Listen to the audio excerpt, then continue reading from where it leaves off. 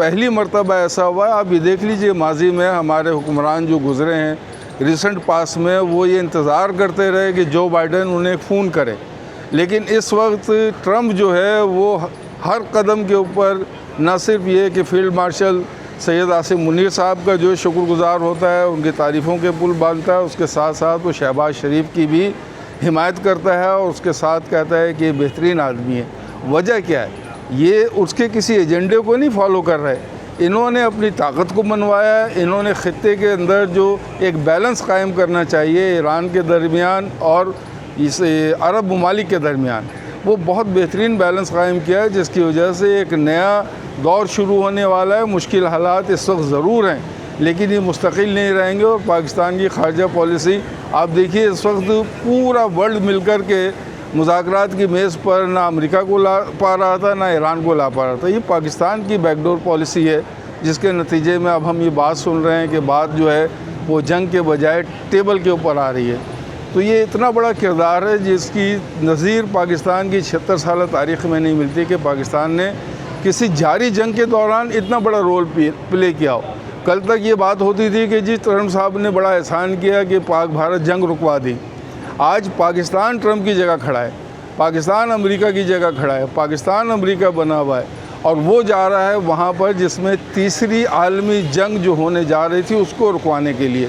میں سمجھتا ہوں تاریخ کا ایک بہت بڑا باب ہے اور پاکستان کو اس طرح کی کامیابیاں مزید ملتی رہیں گی. اس وقت پاکستان کی پوری دنیا میں جو اللہ رب العزت نے اہمیت بنائی ہے اور جو پاکستان کی فوج نے پاکستان کا نام پوری دنیا میں منوایا ہے، اگر ہم اس کو مد نظر رکھتے ہوئے بات کریں تو پاکستان امریکہ اور ایران کے درمیان ثالثی کر سکتا ہے، اور اگر ثالثی کرائے گا تو بہت اچھی بات ہے. پاکستان کا نام اور مزید روشن ہوگا اور ہونا بھی چاہیے. پاکستان ایک طاقتور ملک ہے، یہاں کی عوام طاقتور ہے، یہاں کی فوج طاقتور ہے.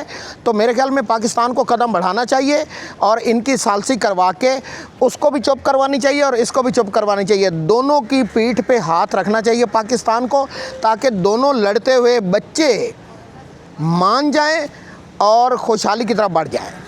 پاکستان کا جو اس وقت کردار ہے وہ لاجواب ہے، اور یہی اگر کردار رہا تو وہ وقت بہت قریب ہے کہ پاکستان پوری دنیا کا طاقتور ملک بنے گا. جہاں تک ہم سمجھتے ہیں کہ اس وقت پاکستان کی خارجہ پالیسی انتہائی نازک موڑ پر تھی.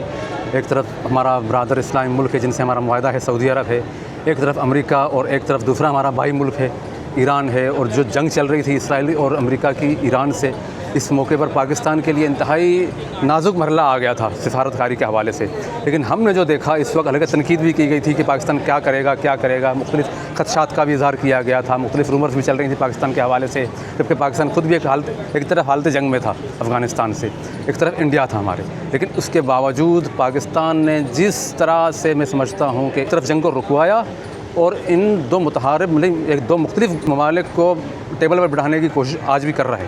تو یہ میرے خیال سے یہ پاکستان کی خارجہ پالیسی کی اس وقت نہ صرف بہت قابل ستائش ہے پاکستان کا جو کردار ہے. الحمدللہ آج وقت نے پروف کیا ہے پاکستان اس خطے میں کس حد تک مضبوط ہے. جو کارکردگی گزشتہ 3-4 سالوں سے ہماری رہی ہے، جتنے فرنٹس کھلے اس پہ بخوبی پاکستان کے پاکستانیوں نے جس طریقے سے اپنا رول پلے کیا ہے، آج دنیا اس کو مان رہی ہے. پاکستان اور پاکستان کی جو خارجہ پالیسی ہے وہ اسٹینڈ آؤٹ کر آئی ہے. پروف کیا ہے کہ پاکستان چلانے والے لوگوں نے کس اسمارٹنس کے ساتھ اپنے وہ سارے پوائنٹس اچیو کیے ہیں جو اتنے بڑے ڈیولپمنٹ کے بعد ان دو طاقتوں کو ٹیبل پر لے کر آ رہی ہے. تو میں یہ سمجھتا ہوں کہ یہ کامیابی ہے حکومت وقت کی، ہمارے اداروں کی، جنہوں نے جان توڑ محنت کے بعد یہ چیز اچیو کی ہے.